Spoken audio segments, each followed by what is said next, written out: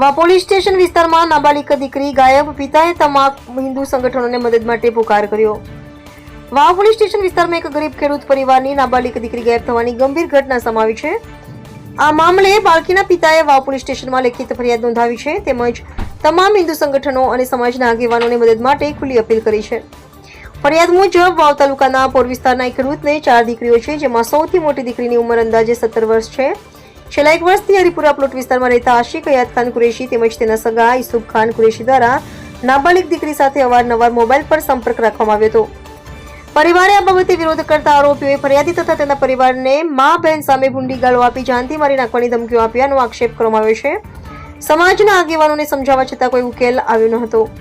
તારીખ 12/12/2015ના રોજ રાત્રે પરિવાર સૂઈ ગયો હતો, પરંતુ બીજા દિવસે વહેલી સવારે આશરે 4:30 વાગે નાબાલિગ દીકરી સંગીતા ઘરેથી ગાયબ હોવાનું જાણવા મળ્યું હતું। તપાસ કરતા શંકા વ્યક્ત કરવામાં આવી છે કે આરોપી આશિક હયાત ખાન કુરેશી દીકરીને લઈ ગયો છે। પરિવારને મળેલી માહિતી મુજબ દીકરી પાલનપુર વિસ્તારમાં હોવાની સંભાવના છે, જ્યાં તેને દબાણમાં રાખી બળજબરીથી લગ્ન કરવા માટે ધમકીઓ આપવામાં આવી રહી છે। લગ્ન માટે સંમતિ ન આપે તો સમગ્ર પરિવારને જાનથી મારી નાખવાની ધમકી આપવામાં આવી હોવાનું પણ ફરિયાદમાં જણાવાયું છે। આ સમગ્ર મામલે બાળકીનો પરિવાર ભારે ભય અને અસુરક્ષામાં જીવતો હોવાનું જણાવે છે। બાળકીના પિતાએ તમામ હિન્દુ સંગઠનો, સમાજના આગેવાનો અને માનવ અધિકાર સંગઠનોને ન્યાય માટે આગળ આવવાની અપીલ કરી છે, તેમજ નાબાલિગ દીકરીને સુરક્ષિત પરત લાવવા માટે સહકાર આપવા વિનંતી કરી છે। આ બાબતે વાવ પોલીસ સ્ટેશન દ્વારા ફરિયાદના આધારે તપાસ શરૂ કરવામાં આવી હોવાનું જાણવા મળે છે। Bureau report.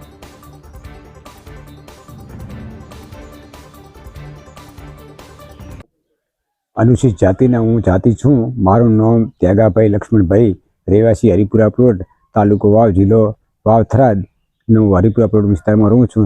છેલ્લા મારા 2 વર્ષથી મને સતત મુસ્લિમ હેરાન કરે છે અને ત્રાસ આપે છે। કુરેશી આસિફ ખાન હયાત ખાન અને ફરીદ ખાન ઈસુફ ખાન કુરેશી, આ 2 છોકરા બંને અમને વારંવાર ધમકી આપવાથી કે તારી છોકરીને અમને આપી દે ને પરિવર્તન કર, ધર્મ પરિવર્તન કર, તમને પૈસા અમે આપીએ, આવી રીતે ધાપ ધમકી અમને આલવાથી અમે પોલીસ સ્ટેશનમાં વારંવાર સતત 13 તારીખથી કરીને 20 તારીખ સુધી સતત અમે ગયેલા અને અમારે ત્યાં 13 તારીખનો બનાવ બનેલો અને 20 તારીખે ફરિયાદ લીધી વાવ પોલીસ સ્ટેશનમાં। અને મારી બાળકી 17 વર્ષની છે અને તે નારી કેન્દ્રમાં હાલ મોકલેલી છે, જે તે છોકરા હાલ છૂટી ગયા છે।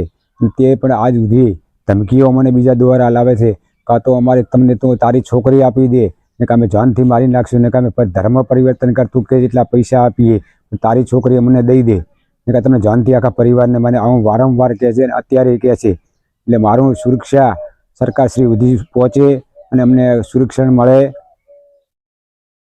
મારી છોકરી જોડે આ ઘટના બની છે છેલ્લા 2 વર્ષથી અને અત્યારે રાત્રે 12 વાગ્યાના રાતના સમય હતો, 12 તારીખને રાત્રે, એટલે કે મને મતલબ 13 તારીખથી અપહરણ કરી 2 જણા મારે ત્યાંથી ઉઠાવી ગયેલા છે અને સતત વારંવાર મારી છોકરીને ધાપ ધમકી આલી અને એને નાબાલિકા છે, બહુ પ્રેશર આપ્યું છે, એનું માનસિકતા કામ નથી કરતું। અમારા વિરુદ્ધમાં મા બાપને બોલે છે, કારણ કે છોકરીને ખૂબ ધમકાવેલી છે, એને ખૂબ પ્રેશર આપેલું છે, તે મારી નાખવાની જાનથી ધમકી આપેલી છે છોકરીને અને મારી છોકરીને અપહરણ કર્યું છે।